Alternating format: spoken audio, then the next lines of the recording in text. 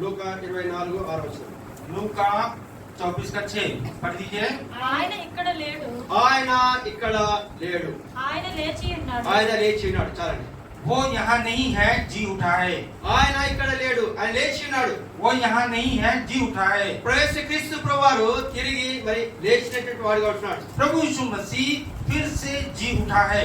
ఆయన మాత్రమే కాకుండా మనల్ని కూడా లేపేటటువంటి వాడుగా ఉంటున్నాడు. वो न केवल वो जी उठा बल्कि हमें भी जिलाने की शक्ति रखता है। ఒక దినమున ఆయన మనల్ని కూడా మరి లేకపోతున్నాడు. एक दिन होगा वो हमें भी जिलाएगा। ఎందుకంటే మరి ఇంతవరకు ఎవరైతే ప్రభునందు నిద్రించినటువంటి వారు ఉంటున్నారో వారు మరి ఒక దినమున తిరిగి లేపడుతున్నారు. अभी जो प्रभु में सो गए हैं और उन्हें प्रभु एक दिन जिलाएगा। మరి ఇమానుయేల్ కూడా లేస్తాడు, इमानुएल भी उठेगा, మా అమ్మ నాన్న కూడా లేస్తారు, भाई के माता पिता उठेंगे, ఇంకా మీ ఎవరైనా సరే మీ బంధువులు కానీ ఎవరైనా సరే ప్రభునందు ఎవరైతే నిద్రిస్తారో వారు కూడా లేస్తారు. आपके जो भी रिश्तेदार प्रभु में सो गए हैं वो भी जी उठेंगे।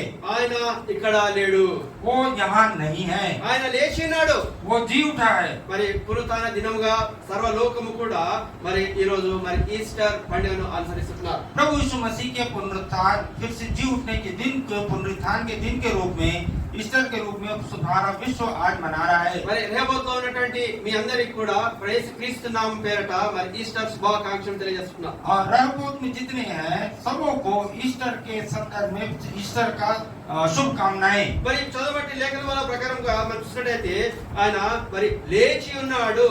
वचन के पढ़े हुए वचन के अनुसार वो जी उठा है। మరి చూడండి, మరి నేను కూడా మరి నువ్వు లేపబడాలి అంటే మరి మరి ఎవరు లేపుతారు? మరి లేచే వారికి ఉన్నటువంటి లక్షణాలు మనం చూసుకుంటాం. आपको भी यदि जी उठना है तो जी उठने के लिए क्या क्या गुण लक्षण होना है उनको हम देखेंगे। రక్షించబడ్డావు, उद्धार पा लिए, ప్రభు యొక్క బలలో పాల్పంచుతున్నావు, प्रभु के मेज में हमेशा हिस्सा ले रहे हैं, ప్రభుని ఆరాధిస్తున్నావు, प्रभु की आराधना चढ़ा रहे हैं। ఇష్టానుసారంగా జీవిస్తే और यदि अपनी उसके बाद अपनी इच्छा के अनुसार जिएंगे, ప్రభు యొక్క రాకడలో నువ్వు లేపబడతావా? क्या प्रभु के दूसरे आगमन में आप उठाए जाएंगे? ఏమంటే లేస్తామా? क्या हम उठेंगे?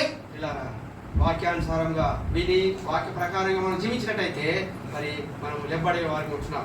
वचन को अनुसार यदि हमारा जीवन होगा तो जब प्रभु का दूसरा आगमन होगा तब हम उठाए जाएंगे। చూడండి, ఎవరు లేస్తారు?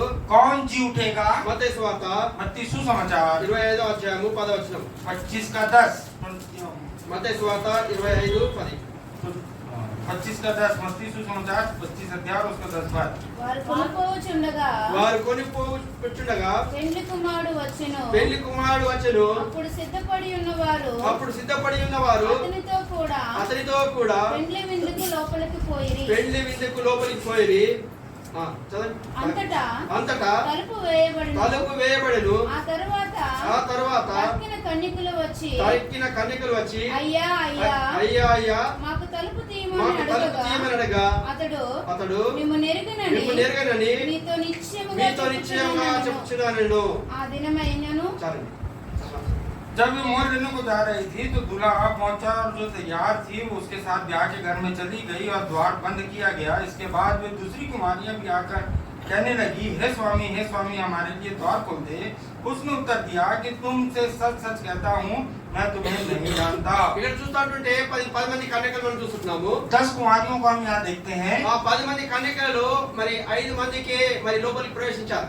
और उन 10 में से केवल 5 कुमारियां ही दूल्हे के साथ अंदर प्रवेश कर सकी। మరి మిగతా 5 కన్యకలు ఎవరు వాళ్ళు? और बाकी जो बच गए वो कुमारियां कौन थी? మరి బుద్ధి లేనటువంటి వారు, वो मूर्ख कुमारियां थी వాళ్ళు సిద్ధపడినటువంటి వారు. और वो थी जो तैयार नहीं थी। ఎవరైతే 5 మంది లోపలికి ప్రవేశించారో जो 5 लोग अंदर प्रवेश कर चुके हैं వాళ్ళు సిద్ధపడినటువంటి వారు ఉంటున్నారు. वो लोग तैयार थे।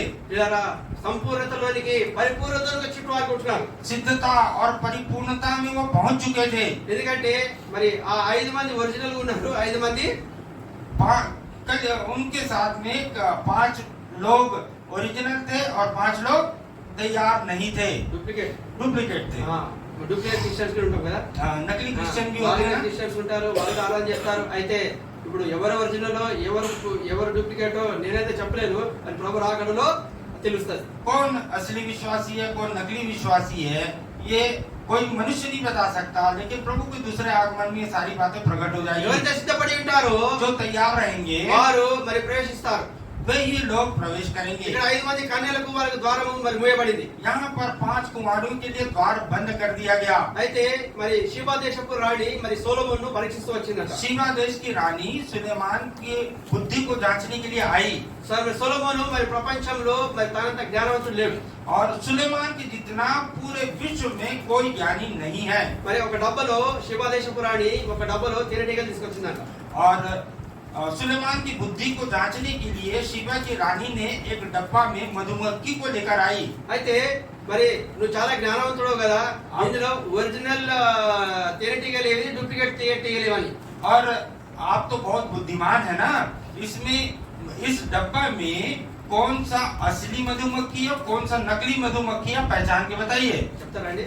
कोई बताएगा? ఒక డబ్బాలో చూస్తా అంటే 2 తేనెటీగలు ఆ రీతిగానే ఉన్నాయి. और डब्बे के अंदर से देखने से तो मधुमक्खी दोनों सेम है। అయితే ఇవి ఒరిజినల్ ఏంటి డూప్లికేట్ ఏంటి అని పరీక్ష పెట్టింది రాణి. और वो शीबा की रानी ने सुलेमान की बुद्धि जांचने के लिए कहा कि इसमें असली कौन सा है नकली कौन सा है। తను ఏం చేశాడంటే సొలొమోన్ రాజు, सुलेमान ने क्या किया?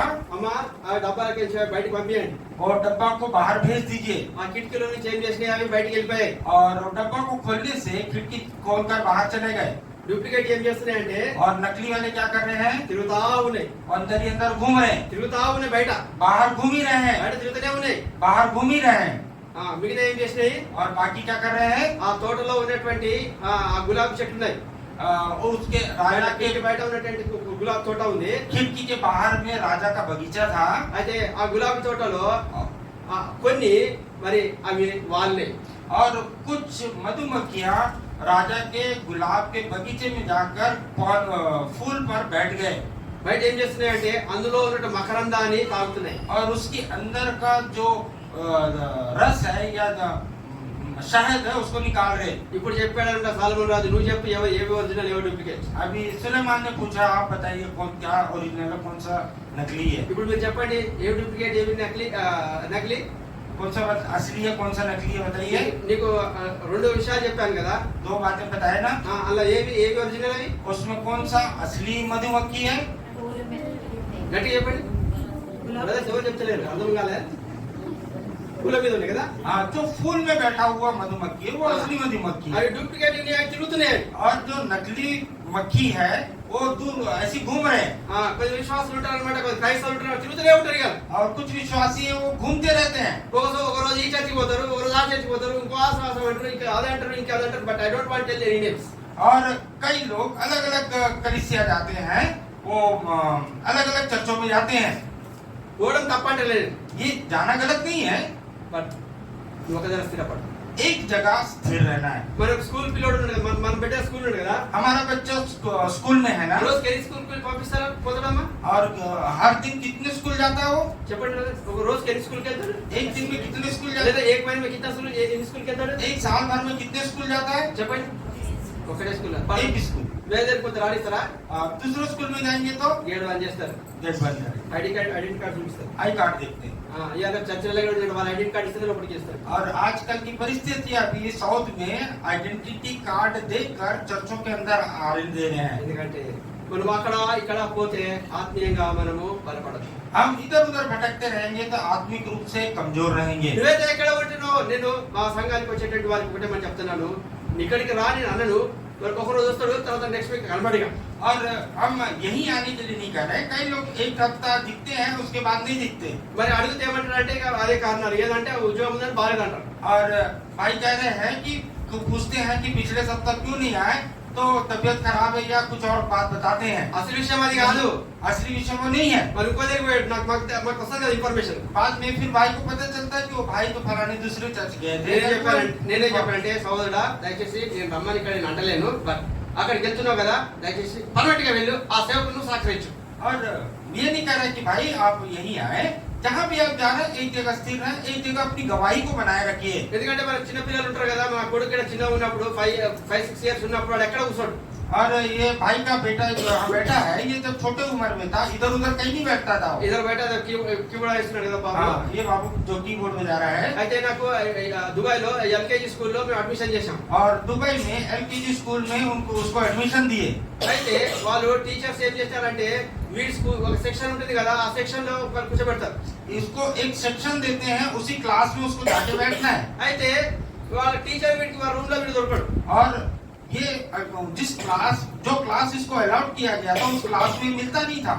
తీసుకొచ్చి కూర్చోబెడితే మళ్ళీ వేరే రూమ్ లో పోయి కూర్చుంటాడు. और वो क्लास टीचर ला के उसको अपने कक्षा में बैठाती थी, ये उठ के दूसरे क्लास चला जाता था। और ఆరగా చేసి వాళ్ళు చాలా విసుకొచ్చేసింది. और बार बार ऐसे ही होता रहा तो टीचर परेशान हो गई। तो ప్రిన్సిపల్ పిలిపించారు. प्रिंसिपल ने हमको बुलवाया మీ బాబుకి ఇంట్లో చైర్ మీద ఇట్లా ఒక రోజుకి అర్ధ గంట సేపు ప్రాక్టీస్ చేయండి. और बोले भाई आपके बच्चे को घर में ऐसे दीवार के साथ कुर्सी के समान हर दिन 1 घंटा प्रैक्टिस कराओ। ఎందుకంటే ఎప్పుడో ఒక రూమ్ లో కూర్చోడు, कभी एक जगह बैठता नहीं है, తిరుగుతూనే ఉంటాడు, घूमते रहता है। పిల్లరా మరి ఆ రీతిగా మన విశ్వాసుల క్రైస్తవులు కూడా ఉంటారు, తిరుగుతూనే ఉంటాం. ऐसे ही हमारा विश्वासी जीवन भी होगा तो బుద్ధి పుట్టిన చర్చికి పోతున్నాం. और मन हुआ तो चर्च जाते हैं। Once again, I am telling that I am not criticizing that don't go any that but हम इस बात का नहीं कह रहे हैं कि आप कहीं और मत जाइए। నీకు ఒక స్థానిక సంఘం ఉండాలి, ఆ సంఘంలో స్థిరపరచబడాలి. आपका एक स्थानीय कलीसिया होना है और वहाँ पर आपको स्थिर हो जाना है। నీ వలన సంఘానికి మరి ఏదైనా ప్రయోజనం ఉండాలి. आपके द्वारा कलीसिया को लाभ मिलना चाहिए। మరొక సహోదరుడు మరి 31st నైట్ కి ఒక వాగ్దానం చేసినాడు. और एक भाई है जो 31st नाइट को एक वाचा बांधा। మనమందరం వాగ్దానాలు తీసుకుంటాం కదా, हम सब प्रतिज्ञा लेते हैं ना। అంటే ఆ వాగ్దానాలు తీసుకుంటాము ఆ రోజుగా. అంతేకాకుండా 31st నైట్ రోజు మనం కూడా కొన్ని వాగ్దానాలు చేస్తాం దేవునికి. और उस दिन न केवल हम प्रभु से प्रतिज्ञा लेते हैं बल्कि उस रात को हम भी प्रभु से कुछ वाचा बांधते हैं। ఈ సంవత్సరం అంతా సంఘానికి నేను లేట్ పోయాను. प्रभु पिछले साल पूरा मैं कलीसिया में देरी से गया हूँ। ఒక ఉపవాస ప్రార్థన కూడా పోలేను, एक उपवास प्रार्थना भी मैं अटेंड नहीं कर సంఘ सका। ప్రార్థన కూడా పోయి డుమ్మలు కొట్టాను. कलीसिया की प्रार्थना में भी मैं नहीं जा सका। ఈ సంవత్సరం నుంచి అన్ని కూడా వెళ్ళిపోతాను మనం తీర్మానం చేసుకుంటాం అవునా కదా? प्रभु जी इस साल भी दया कीजिए कि मैं चाहता हूँ कि हर मीटिंग में अटेंड कर सकूं। అయితే ఒక పాస్టర్ గారు ఒక తీర్మానం చేసుకున్నాడు. लेकिन ऐसे ही एक पास्टर ने एक निर्णय लिया। అయితే ఈ సంవత్సరం నేను చాయ్ తాగడానికి తీర్మానం చేసుకున్నాను. इस साल में चाय नहीं पीऊंगा करके उसने निर्णय लिया। అవి 1 తారీఖు से అవి విశ్వాసుల ఇంటికి దర్శించడానికి వెళ్తాడు కదా. इनका वक्ता जी विश्वासियों के घर में विजिट करने जाता है। పాస్టర్ గారు చాయ్ షుగర్ తక్కువ వేయాలి ఎక్కువ వేయాలి అన్నారు. पास्टर जी चाय की बना रहे हैं, शक्कर कम डालना है कि नॉर्मल रखना है? లేదమ్మా ఇప్పుడు నేను చాయ్ తాగి బంద్ చేసిన. नहीं बहन अभी मैं चाय पीना बंद कर दिया हूँ। ఓకే వాళ్ళు సంతోషించారు. ठीक वो लोग भी खुश हो गए। फिर दूसरा घर पे आया था नेक्स्ट डे दिन. వాళ్ళు రెండో రోజు రెండో ఇంటికి అరే పాస్టర్ గారు వచ్చినట్టు మనం చాయ్ ఇస్తాం కదా. पास्टर जी आते हैं तो हम चाय देते हैं। అయితే పాస్టర్ గారు చాయ్ మళ్ళీ మీకు షుగర్ తక్కువనే ఎక్కువ అడిగితే లేదమ్మా నేను షుగర్ చాయ్ బంద్ చేసిన ఇప్పుడు. फिर घर के सिस्टर ने पूछा भाई चाय में शक्कर नॉर्मल रखना है कि कम रखना है? तो भाई ने बोला कि मैंने चाय पीना बंद कर दिया। 31st నైట్ వచ్చింది, మళ్ళీ ఇంకో సంవత్సరం వచ్చింది. फिर वो साल बीत गया, उसी साल का 31st नाइट आया। మళ్ళీ ఒక తీర్మానం చేసుకున్నాడు. फिर एक निर्णय लिया మళ్ళీ చాయ్ తాగుతా. अब मैं चाय पीऊंगा। ఒక విషయం సీరియస్ గా గమనిద్దాం. इस बात में थोड़ा गंभीरता से विचार करें। తాను తీసుకున్నటువంటి వాగ్దానము ద్వారా సంఘానికి దేవునికి అతనికి వ్యక్తిగతంగా ఏమైనా లాభం చేకూరిందా? उसने वो जो वाचा बांधा प्रभु से, उससे कलीसिया को या उसके व्यक्तिगत जीवन को कुछ लाभ मिला क्या? చెప్పండి, बताइए। ఏమైనా ఉపయోగం వచ్చిందా? कोई लाभ मिला? దేవుని కొరకై वो उसका व्यक्तिगत था। సంఘ క్షేమం నిమిత్తమై నువ్వు తీసుకునే వాగ్దానము ఏదైనా ఉన్నట్టయితే అది దేవుడు సంతోషిస్తాడు, అది నీకు ప్రయోజనం. ऐसा कोई प्रभु से वाचा बांधे जो कलीसिया की उन्नति के लिए, कलीसिया के लाभ के लिए हो, तो प्रभु उससे प्रसन्न होंगे। దినాలు గడుస్తున్నాయి, दिन बीतते जा रहे हैं, విశ్వాసంలో మనం ముందుకెళ్తున్నాం. विश्वास में हम आगे बढ़ते जा रहे అయితే हैं। మన రక్షణ జీవితంలో మన విశ్వాసంలో ఏ రీతిగా ప్రభువులో మనం ఎదుగుతున్నాం? हमारे उद्धार का जीवन में हम हमारे विश्वास की यात्रा में कैसे हम आगे बढ़ रहे हैं? అపోస్తలుడైన పౌలు చెప్తున్నాడు, और इस प्रेरित कह रहा है కాబట్టి ప్రతి మనుషుడు తను పరీక్షించుకోవాలను. इसलिए हर एक मनुष्य अपने आप को जांच ले। ఒక రోగం ఉంది మనకు, हमें एक बीमारी है, దేవుని మందిరానికి వస్తాము, प्रभु के घर आते हैं, మందిని పరీక్షిస్తాం, పక్కవారిని పరీక్షిస్తాం, दूसरों को जांचते हैं వాళ్ళకంటే నేను బెటర్ అంటాం. और ये देखते हैं उनसे तो मैं अच्छा हूँ। సోదరుడు వాక్యం చెప్తుంది కాబట్టి బల కలిగింది వాళ్ళకి. और भाई वचन बता रहे हैं तो अच्छा हुआ, दूसरे के लिए लेते, अपने ऊपर नहीं लेते పక్క వాళ్ళని పరీక్షిస్తాం और दूसरों को जांचते हैं। ఈ వాక్యం బాగా సిస్టర్ బలగలిగింది అంట और ये वचन दूसरे भाई को, दूसरे बहन को लगा। మన శాస్త్రం మీద పెద్ద రోగం ఉంది हमारे कलीसिया में दूसरों को जांचने का एक अलग बीमारी है। పక్కవాడి సంగతి వదిలిపెట్టు दूसरों को प्यारे को बिल्कुल छोड़ दीजिए। ప్రభు యొక్క బల దగ్గరికి వచ్చినప్పుడు प्रभु के पास, मेज के पास आते हैं, మనల్ని మనం పరీక్షించుకుందాం अपने आप को हमें जांचना మన है। కుటుంబం ఏ రీతిగా ఉంది हमारा परिवार कैसे है, మన వ్యక్తిగత జీవితం ఏ రీతిగా ఉంది हमारा व्यक्तिगत जीवन कैसे है, ఎవరి క్రియలు చొప్పున దేవుడు వారికి ప్రతిఫలం ఇవ్వబోతున్నాడు क्योंकि परमेश्वर उनके कामों के अनुसार प्रतिफल देने को तैयार है। ఆయన ఇక్కడ లేడు ఆయన లేచి ఉన్నాడు वो यहाँ नहीं है, जी उठा है। ఎవరు లేస్తారు कौन जी उठेगा? ఎందుకంటే మరి చూడండి మరి ఒరిజినల్ గా కదా మరి ఒరిజినల్ క్రైస్తవులు ఒరిజినల్ గా మరి రక్షించబడిన వారు మరి లేచేవారు ఉంటున్నారు जो 10 कुमारियों के द्वारा हमने सीखा, जो सिद्ध थे, तैयार थे, असली विश्वासी थे, वो दूल्हे के साथ अंदर प्रवेश कर చూడండి ఎవరు లేస్తారు నంబర్ 1 యోహాను సువార్త 6వ అధ్యాయం 4వ వచనం ఎవరు లేస్తారు और कौन देखिएगा, जिएगा, उसको भी हम देखेंगे। యోహాను సువార్త 6వ అధ్యాయం 4వ వచనం book of John chapter 6 verse 40 యోహన్నా सुसमाचार 6:40। కుమారుని చూచి ఆయన యందు విశ్వాసముంచు కుమారుని చూచి ఆయన యందు విశ్వాసముంచు ప్రతి వాడును నిత్య జీవం పొందుటయే నిత్య జీవము పొందుటయే నా తండ్రి చిత్తము నా తండ్రి చిత్తము అంత్య దినమున నేను వానిని లేపుదును అంత్య దినమున నేను వానిని లేపుదును చెప్తాను मेरे पिता की इच्छा यह है कि जो कोई पुत्र को देखे, उस पर विश्वास करे, वो अनंत जीवन पाए, कि मैं उसे अंतिम दिन में फिर जिला उठाऊंगा। ఆయన ఇక్కడ లేడు ఆయన లేచి ఉన్నాడు वो यहाँ नहीं है, वो जी उठा है। ఆయన మాత్రమే లేవలేదు ఆయన మనల్ని కూడా లేకపోతున్నాడు ना केवल प्रभु यीशु मसीह मृत्यु में से जी उठा, बल्कि हमें भी जिलाने की सामर्थ्य रखता है। ఇప్పుడు చెప్పండి ఎవరు లేస్తారు अभी बताइए कौन जी होगा, जी उठाएगा? వచనం చెప్పండి 40 వచనం ప్రకారం ఎవరు లేస్తారు చెప్పండి అందరూ చెప్పాలా ये 40 वचन जो हमने पढ़ा है, इसके अनुसार आप सब बताइए कि कौन जी उठेगा, ఎవరు లేస్తారండి कौन जी उठेगा? గట్టిగా చెప్పండి ఆయన యందు విశ్వాసం ఉంచువాడు చెప్పండి जो कोई उस पर विश्वास करे। ब्रदर के साथ रिपीट करो हिंदी में जो कोई प्रभु यीशु मसीह पर विश्वास करे, अंतिम दिन में उसे फिर जिला उठाएगा। ఆయన యందు విశ్వాసం ఉంచువారు లేపబడతారు जो कोई प्रभु यीशु मसीह पर विश्वास करेगा, जो पुनरुत्थानित प्रभु यीशु मसीह पर विश्वास करेगा, वो जिलाए जाएंगे। నా శరీరము తిని నా రక్తము త్రాగువాడు అంత్య దినమున లేపబడును और जो कोई मेरी देह और मेरे लहू में सहभागी होता है, अंतिम दिन में वो जिला उठाएगा। ఆయన ఇక్కడ లేడు ఆయన లేచి ఉన్నాడు और वो यहाँ नहीं है, वो जी उठा है। ఎవరైతే యేసు క్రీస్తు ప్రభువునందు విశ్వాసం ఉంచుతారో వారు మరి లేపబడతారు और जो कोई पुनरुत्थानित प्रभु यीशु मसीह पर विश्वास करेगा, वो जिलाया जाएगा। రక్షించబడి ఉండాలి पहली बात उद्धार पाना है, నిత్య జీవ ప్రభు యేసు క్రీస్తు విశ్వాసం ఉంచగలిగిన వారు ఉండాలి और अनंत काल के लिए प्रभु पुनरुत्थानित प्रभु यीशु मसीह पर विश्वास करने वाले जिलाए जाएंगे। యేసు ప్రభువా కల్వరి శిలువలో నువ్వు నా కొరకై నువ్వు కొరడతో దెబ్బలు తిని మరణించి సమాధి చేయబడి మూడో రోజు తిరిగి లేచినావని నువ్వు విశ్వాసం ఉంచాలి हे प्रभु यीशु मसीह, मेरे पाप के लिए, अपराधों के लिए आप कलवरी क्रूस के ऊपर मारे गए, गाड़े गए और तीसरे दिन जी उठे। इस बात पर यदि आप विश्वास करेंगे तो आप भी जिलाए जाएंगे। యేసు క్రీస్తు ప్రభువారు నీ కొరకు నా కొరకై 39 క్రోడా దెబ్బలు తిన్నాడు प्रभु यीशु मसीह आपके और मेरे लिए 39 कोड़े खाए। 39 అంటే నేను చెప్పిన రీతిగా మరి ఒక కోడాకి మరి 12 కుర్చీలు ఉంటాయి కుర్చీల और जैसा गुड फ्राइडे के दिन यहाँ दिखाया गया था कि एक घोड़े में 12 चोटी होता है और उसके सामने हुक्स रहते हैं, जो वीडियो में दिखाया गया था। 460 39 ఇంటూ 12 అంటే మళ్ళీ హ్యాండిల్ ఉంటుంది కదా హ్యాండిల్ నుంచి వచ్చేసి 5 ఉన్నాయి కదా అంటే 5 12 12 వస్తాయి और एक हैंडल रहता है, 12 उसकी चोटी रहती है, उसके साथ 39 कोड़े मारे, मतलब 29 into 12 మరి 468 కోడా దెబ్బలు ప్రభు తిన్నాడు 468 कोड़ा प्रभु की पीठ पर पड़ा। ఎందుకొరకు क्यों, किसके लिए? విశ్వాసములోనికి తీసుకురావడానికి కొరకే आपके अविश्वास से विश्वास में आपको నీ लाने के लिए। అపరాధములు నీ దోషములు నీపై నుండి తొలగించడానికి కొరకై యేసుక్రీస్తు ప్రభువారు కొరడా దెబ్బలు తిన్నాడు. आपके अधर्म को हटाने के लिए, आपके पाप और श्राप और दंड को हटाने के लिए प्रभु यीशु मसीह ने कोड़े खाए। ఒకవేళ నువ్వు ఈ రోజు ప్రభు యేసుక్రీస్తు నందు నువ్వు విశ్వాసం ఉంచకపోతే నీవు నేను కూడా మరి నిత్య నరకానికి పోయేవారిని కొట్టున్నాం. यदि आज उस प्रभु यीशु मसीह पर हम विश्वास नहीं करेंगे तो अनंत काल के लिए नरक में जाना पड़ेगा। యేసుక్రీస్తు నందు విశ్వాసం ఉంచుము, అప్పుడు నీవు నీ ఇంటి వారు రక్షించబడిన దేవుని వాక్యం సెలవిస్తుంటుంది. मरे हुए में से जी उठे प्रभु यीशु मसीह पर विश्वास करेंगे तो आप अंतिम दिन में फिर से जिलाए जाएंगे।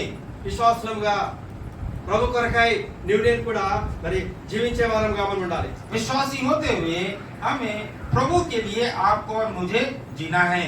ఎందుకంటే మన విశ్వాసంగా మనం ఈ లోకంలో మరి కలిసిపోయేటువంటి వారంగా మనం ఉండకూడదు. हम प्रभु विश्वासी होते हुए इस संसार में हमें रीति रिवाजों में हमें मिक्स नहीं होना है। ఎందుకంటే ఈ నేటి కాలం చూస్తా ఉంటుంటే అక్కడ పోతే లోకంలో ఆ పాట పాడతారు, ఇక్కడ పోతే సంఘంలో వస్తే మరి ఈ రీతిగా ఉంటారు. और जैसे देखते हैं कि संसार में जाते हैं, संसार का गीत गाते हैं, चर्च जाते हैं और प्रभु का भी गीत गाते हैं। ఎవరైతే సిద్ధపడి ఉంటారో విశ్వాసములో రక్షించబడి ప్రభు కొరకై ఎవరు సిద్ధపడతారో వారు తిరిగి లేపడతారు. जो लोग प्रभु उद्धार पाकर विश्वास में स्थिर रह के प्रभु पर भरोसा रखते हैं, पुनरुत्थानित प्रभु पर विश्वास रखते हैं, वो लोग जिलाए ఆయన जाएंगे। సమాధిలో నుండి మూడవ దినం ఏదైతే తిరిగి లేచినాడో ఆయన మాత్రమే కాకుండా మరి ఎవరైతే ప్రభునందు నిద్రించినారో, ప్రభునందు ఎవరైతే చనిపోయినారో వారు లేపడతారు. जिस तरह से प्रभु यीशु मसीह मरने के तीसरे दिन जीवित हुए, वैसे ही जो लोग प्रभु यीशु मसीह पर विश्वास करके सो गए हैं या मर गए हैं उनको वो जिलाया गया। ఇక మధ్యాహ్న కాల సమయంలో इस दोपहर के समय ప్రభు में యొక్క బల్ల ఎదుట నువ్వు నేను కూడా పరీక్షించుకుందాం. నీవు సిద్ధపడి ఉంటున్నావా? प्रभु के मेज के सामने हम अपने आप को जांचें कि क्या हम तैयार हैं, నువ్వు సిద్ధపడి ఉంటున్నావా? क्या आप तैयार हैं। యేసుక్రీస్తు ప్రభువారు రాబోతున్నాడు. प्रभु यीशु मसीह बहुत जल्दी आने वाले हैं భయంకరమైన దీని ఆ గుర్తులు మనం చూస్తున్నాం. और अंतिम दिनों के चिन्ह हम अभी अपने आंखों से देख रहे ఎక్కడ हैं। చూసినట్టు సమాధానం లేదు, कहीं पर भी दुनिया में शांति नहीं ఎక్కడ है, చూసినా సంతోషం లేదు. कहीं पर भी आनंद नहीं है। దేశం మీద దేశము, సంఘం మీద సంఘము, ఆ ఇంట్ల మీద వారి మీద వీరి మీద మరి సంఘంలో కలవరము, ఇంట్లో కలవరము, దేశంలో కలవరం చూస్తున్నాం. देश के ऊपर देश, जाति के ऊपर जाति और परिवार में, घरों में, रिश्तेदारों में ही लड़ाइयाँ शुरू हो गई है। అయితే నువ్వు సిద్ధపడి ఉంటున్నావా? लेकिन ऐसे ये अंतिम दिनों के चिन्ह हैं, प्रभु बहुत जल्दी आ रहा है, तो क्या हम तैयार हैं। లేకపోతే ఆ 5 మంది కన్యకలలో బుద్ధి లేని కన్యకల వలె గనక నువ్వు విడబడితే అది మహాభయంకరమైన శ్రమ. यदि उन मूर्ख कुमारियों के समान बाहरी छोड़ दिए जाएंगे तो महा भयंकर परिश्रम का महा क्लेश का समय होगा। నువ్వు సిద్ధపడి ఉంటున్నావా? क्या आप तैयार हैं। యేసు క్రీస్తు శీఘ్రముగా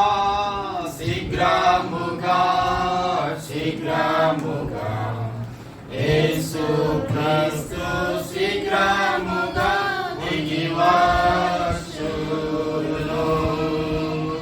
దిగివచ్చును.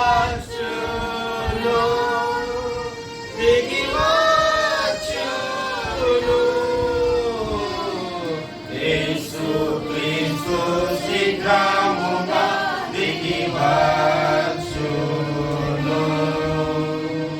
సంధింపాలి ఆయాత్తమా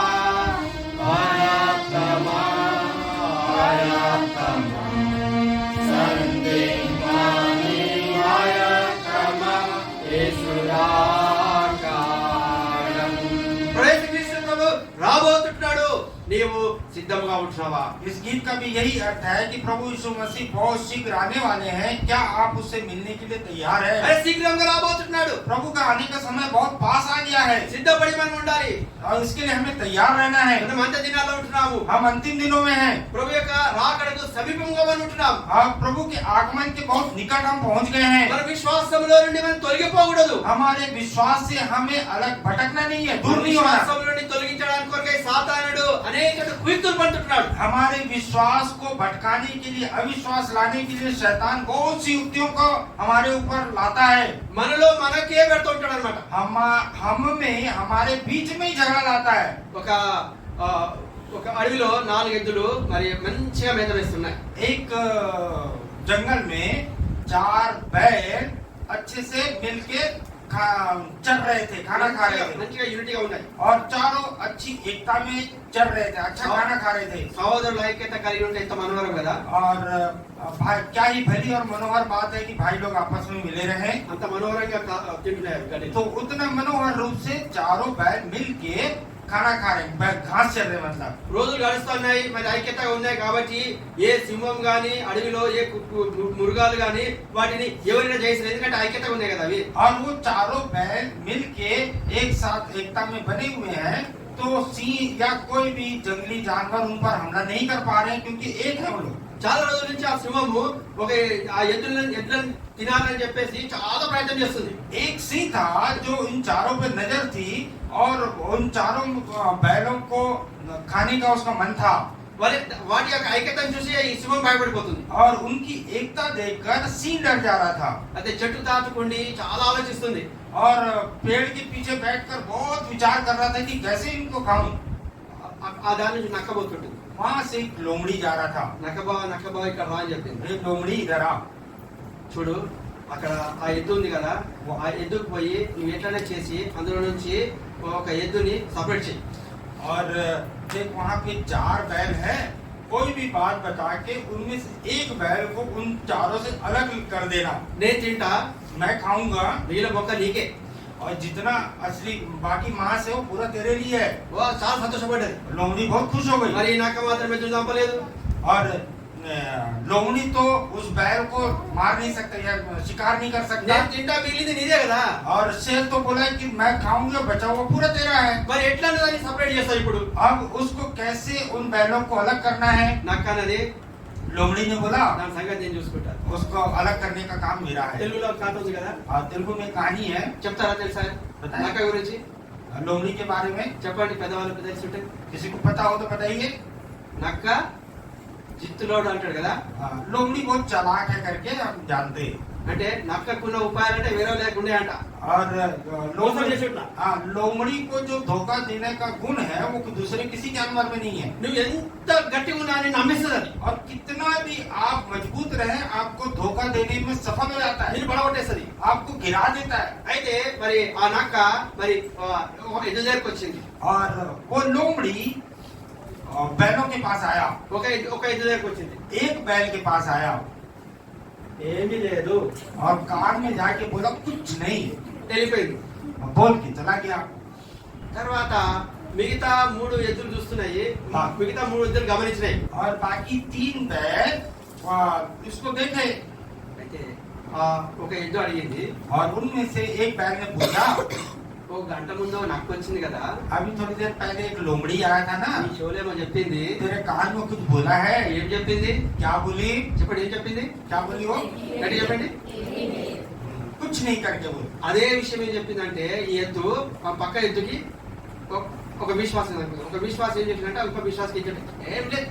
और एक मान लीजिए एक विश्वासी है, दूसरे विश्वासी को बोले कुछ नहीं है. ఆ సెంటెన్స్ ఎట్లా ఉంది చెప్పండి? वो शब्द कुछ नहीं, वो कैसा लग रहा है? ఇప్పుడు ఆ బ్రదర్ వచ్చి అడిగాడు, वो भाई आके पूछा. బ్రదర్ క్యా బోలా అంటే కుచ్ నహీ బోల్తా. हाँ, भाई ने क्या बोला बोलने से मैं बोला कुछ नहीं. బ్రదర్ ఏం చూస్తాడు तो भाई क्या सोचे? చెప్పండి, सोचता क्या है सोचता है? क्या सोचेगा? हाँ? कुछ तो बोला होगा। उसका बोला लेके छुपा रहा है. हाँ. चल चल ब्रदर का चल नहीं बोलता ना मुझे ना तो जब होगा ना. हाँ, तुझे भाई को नहीं बताया. तुम्हारा मेरा मेरा हाँ. तो तीनों कट हो गया. वो तीनों जाके उधर डेली वो खाना खा रहे हैं. इसको ऑटोमेटिक अरे कुछ नहीं अरे निजागा చెప్పాలంటే कुछ नहीं है. और वास्तव में वो बात कुछ नहीं है. वो लोमड़ी यही बात है कि कुछ नहीं है. लेकिन अब ये क्या, ये तीनों एक हो गया कि अब कुछ बात छिपा रहा है करके उससे धीरे धीरे कटने लगे. ఆ పక్కన ఉన్నటువంటి ఆ ఎద్దు అబద్ధం ఆడుతుందా?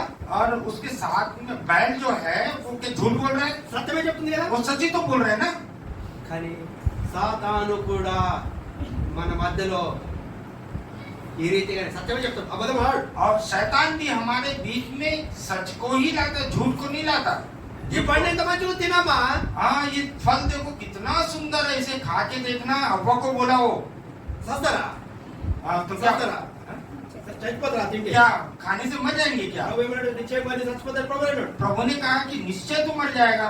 తెలివి వస్తుంది నీకు नहीं, तुझे बुद्धि ज्ञान मिलेगा। వచ్చిందిగా తెలివి और बुद्धि तो आया ना। చూసుకున్నారు కదా अपने आप को निर्वस्त्र देख लिए, చూసుకున్నారు కదా देखे ना, తెలివి వచ్చింది కదా ज्ञान आ गया, మరి బట్టలు ఏమో తెలిసింది उनको पता चल गया कि वो निर्वस्त्र है। సాతాను కూడా మరి విశ్వాసుల మధ్యలో సమాధానమును పోగొట్టుకోవడానికి కొరకై ఎన్నో నక్కలాంటి కుయుక్తులు వేస్తున్నాడు शैतान भी हमारे बीच में बहुत सी झगड़ा फसाद करने के लिए, मनों में संदेह पैदा करने के लिए उस लोमड़ी के समान बहुत सी युक्तियों को करता है। మరి మనుషులకు నువ్వు అబద్ధం ఆడతాడు సాతాను అబద్ధం ఆడాడు आप मनुष्य होकर झूठ बोल सकते हैं, लेकिन शैतान झूठ नहीं बोलेगा। చూడు ఇప్పుడు ఏంటి ఏమీ లేదని అంతే సత్యం అబద్ధం అని చెప్పాడా और वहाँ पे बोला, बैल को बोला कुछ नहीं, ఒకరి మీద ఎవరు తప్పు చెప్పాడా और वो तो झूठ नहीं बोला ना। ఏమీ లేదని చెప్పేసిపోయాడు తర్వాత ఈ ఎద్దు ఒంటరి అయిపోయింది अब केवल कुछ नहीं ये शब्द उसके कान में बोला जो सच है, लेकिन उस एक शब्द से ये बैल अकेला हो गया। తర్వాత కొన్ని రోజులు వస్తా ఉంటుంది పాపం ఈ ఎద్దు ఒక ఒంటరిగా గడ్డి తినిపోతుంది ఆ 3 ఎద్దులు తినిపోతున్నాయి अब धीरे धीरे इनके बीच में विभेद पैदा हो गया। एक बैल आता है अकेला घास चरता है, बाकी 3 अलग से चर के जाते थे। అక్కడే ఎదురు చూస్తుంది ఏది बस इसी मौके की तलाश में कौन था? పక్కన చెట్టు కింద ఏం చూస్తుంది पेड़ के पीछे कौन था? ఎవరున్నారు అక్కడ वहाँ कौन है? సింహము सिंह था। సింహం చూస్తా ఉండింది सिंह देख रहा था। ఛాన్స్ వచ్చింది अब मौका मिल गया ప్లాన్ సక్సెస్ అయింది और योजना सफल हो गई అయితే పంజా కొట్టింది ఒక ఎద్దు మీద और एक बैल पर उसने हमला ఆ किया। 4 ఎద్దులు జరిగిపోతే భయపడేది సింహము तो जहाँ एकता था उनके बीच में जाने के लिए सिंह डर रहा ఒక था, ఎద్దు लेकिन एक बैल उनसे अलग होने के कारण వారితో సాహసం కలిగిన కారణం బట్టి దూరంగా ఉన్న కారణం బట్టి తన ప్రాణం కోల్పోతూ వచ్చింది उसके उन बाकी बैलों के साथ संगति नहीं करने के कारण उसके प्राण की हानि उठानी पड़ी। దేవుని వాక్యం సెలవిస్తుంటుంది సహోదరుడు కలిగి ఉండుట సహోదరుల ఐక్యత కలిగి ఉండుట అది ఎంతో మనోహరము परमेश्वर का पवित्र शास्त्र बताता है कि क्या ही भली और मनोहर बात है कि भाई लोग आपस में मिले रहे। మరి విశ్వాసులుగా సమాధానమును కాపాడేట బాధ్యత సంఘములో ఉన్న ప్రతి విశ్వాసిది हमारे विश्वास की रखवाली करने की जिम्मेदारी कलीसिया के हर एक विश्वासी की है। సమాధానము అను బంధము చేత మీరు కట్టబడని ప్రభుత్వ పౌలు తెలియజేస్తున్నాడు पौलुस कहता है कि शांति के बंधन से एक दूसरे से बंधे रहें। సంఘం యొక్క సమాధానమును ప్రతి విశ్వాసి పట్ల ఉంటుంది మనం కాపాడుకునే బాధ్యత कलीसिया की शांति बनाए रखने की जिम्मेदारी हर एक विश्वासी की है। మరి అక్కడ ఇక్కడ మనం బటక్ చేసిపోతే ఏంటంటే మనము సమాధానం కోల్పోతాము మరి సాతాను పొంచులో పడేవారం ఉంటాం इधर उधर यदि हम भटकेंगे तो हम अपनी शांति को खो देंगे। कलीसिया में शांति बनाए ఆయన रखने ఇక్కడ లేడు वो यहाँ नहीं ఆయన है, లేచినాడు वो जी उठा है। ఎవరు లేస్తారు कौन जिएगा? ఆయన విశ్వాసం ఉంచిన వారు లేస్తారు మొట్టమొదటిగా पहली बात, जो कोई उस पर विश्वास करेगा वो जिलाए जाएंगे। ప్రకటన 16 అధ్యాయం 16 వచనం और प्रकाशित के 16 का 16 ప్రకటన 16 ప్రకటన 16 అధ్యాయం 16 వచనం प्रकाशित 16 का 16 ఇదిగో ఇదిగో నేను దొంగ వలె వచ్చుచున్నాను నేను దొంగ వలె వచ్చున్నాను తాను దిగంబరుడుగా సంచరించుచున్నందున ఆయన దొంగ వలె వచ్చినప్పుడు చెప్తున్నాడు प्रभु कह रहा है, देख मैं चोर, हिंदी में 15 में लिखा है, देख मैं चोर के समान आता हूँ। ఆయన ఇదిగో నేను త్వరగా వచ్చినానని చెప్తున్నాడు और कह रहा है कि देख मैं शीघ्र आ रहा हूँ। నీవు నేను కూడా విశ్వాసంలో సిద్ధపడి ఉండేటువంటి వారుగా ఉండాలి आप और मैं विश्वास में सिद्ध तैयार रहना है। ఎందుకంటే పరీక్షించుకుందాం ये इस बात को हम अपने आप को जांचे। మొట్టమొదటిగా ఆయన విశ్వాసం ఉంచిన వారు లేస్తారు पहली बात, जो उस पर विश्वास करेंगे वो जिलाए जाएंगे। రెండవదిగా మొదటి కొరింథీ రాసిన పత్రిక 15వ అధ్యాయము 15 51 52 చదువు पहला కొరింథీ 15 का 51 और 52 51 and 52 ఒక కొన్ని 5 నిమిషాలు మనం ముగించుకుంటాం और थोड़े समय में समाप्त करेंगे।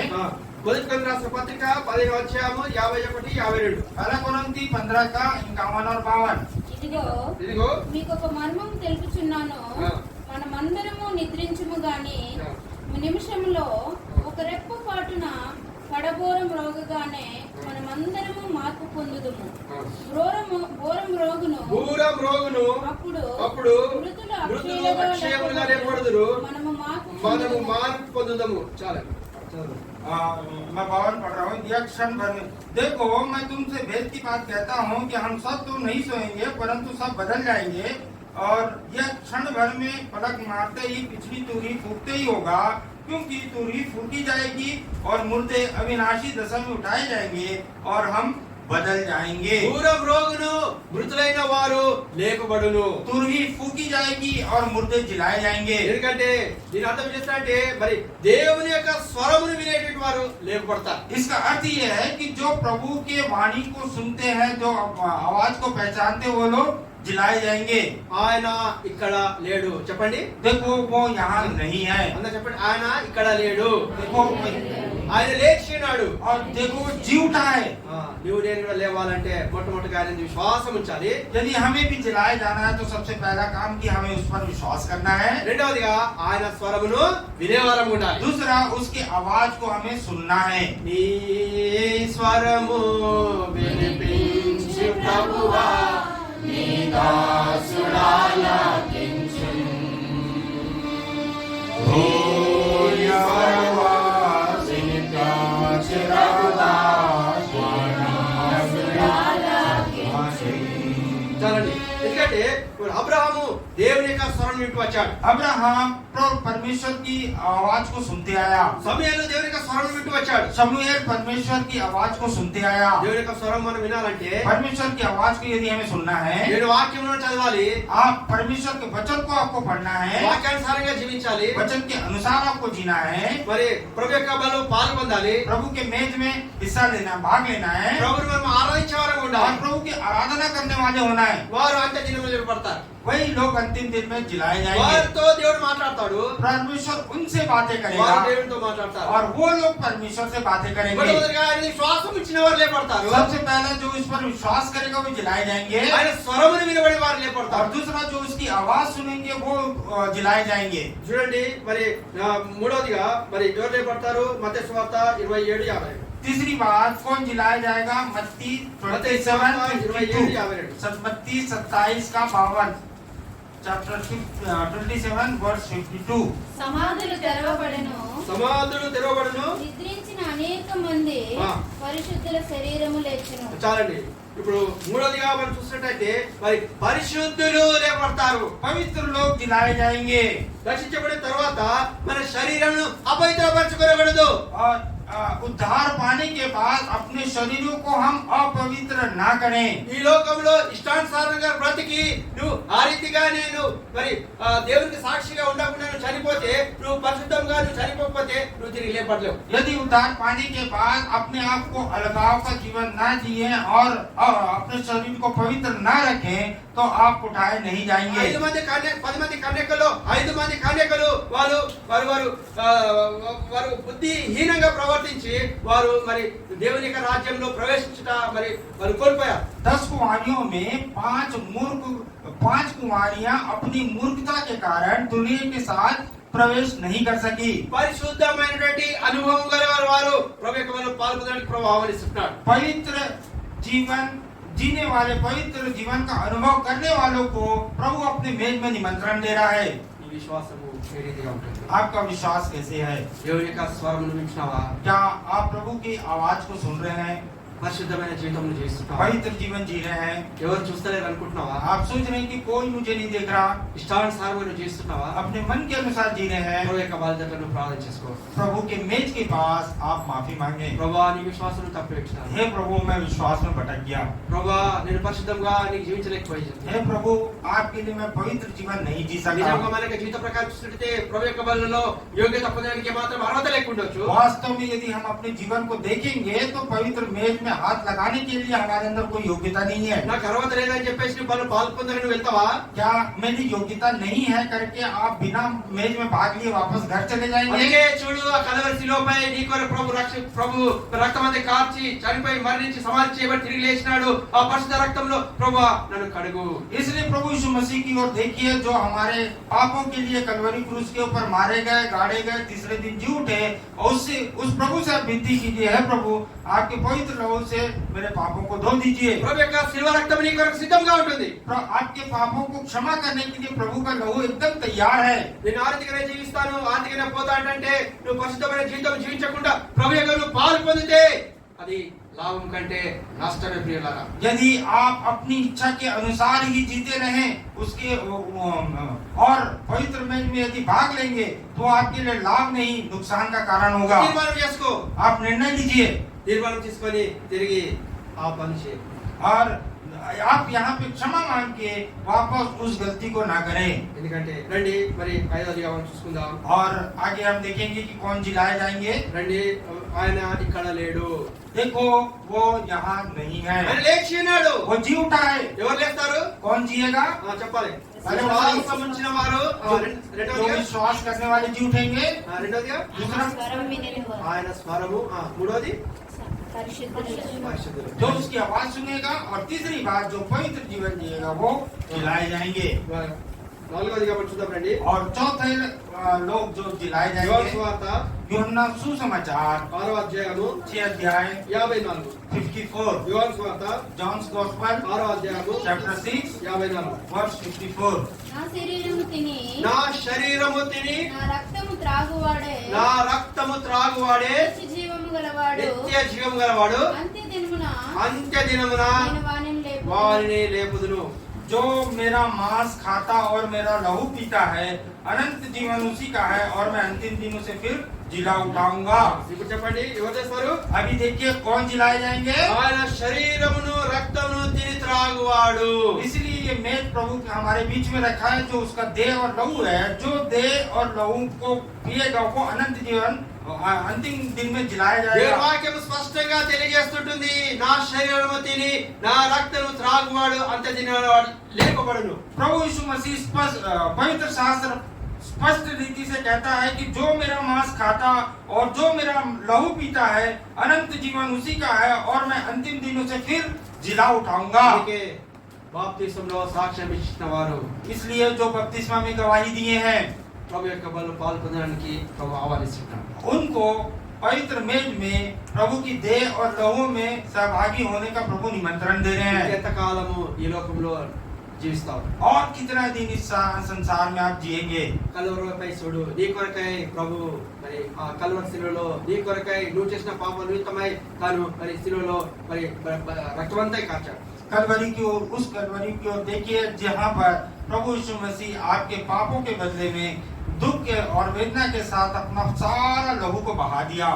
నిన్ను విశ్వాసంగా చేయడానికి కొరకు, आपको विश्वासी बनाने के लिए, మరి నిన్ను పరిశుద్ధిగా చేయడానికి కొరకు, आपको पवित्र करने के लिए, నీతో మాట్లాడడానికి కొరకు, ఆయన స్వరం నీకు వినిపించడానికి కొరకై యేసుక్రీస్తు ప్రభువారు కలువరి శిలువలో నీ కొరకై గాయపరచబడి వాడుకుంటున్నాడు. आपसे बातें करने के लिए, आपको पवित्र बनाने के लिए कलवरी क्रूस पर निर्दोष प्रभु यीशु मसीह घायल हुए. రండి ఐదోదిగా మనం చూసుకొని ముగించుకుంటాము. और पांचवी बात देखेंगे कौन जिलाया जाएगा. మొదటి తెస్సలోనిక పత్రిక 4వ అధ్యాయం 30వ వచనం. पहला थिस्सलुनीकी 4:16.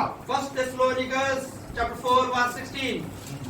ఆర్భాటముతోను ఆర్భాటంతోను ప్రధాన దూత శబ్దముతోను ప్రధాన దూత శబ్దంతోను దేవుని బోరతోను దేవుని గురతోను పరలోకము నుండి ప్రభు దిగువచ్చును. పరలోకమున ప్రభు దిగివచ్చును. క్రీస్తునందుండి క్రీస్తు నందుండి మృతులైన వారు మొదట లేతురు. క్రీస్తు నందు ఉండి మృతులైన వారు మొదట లేతురు.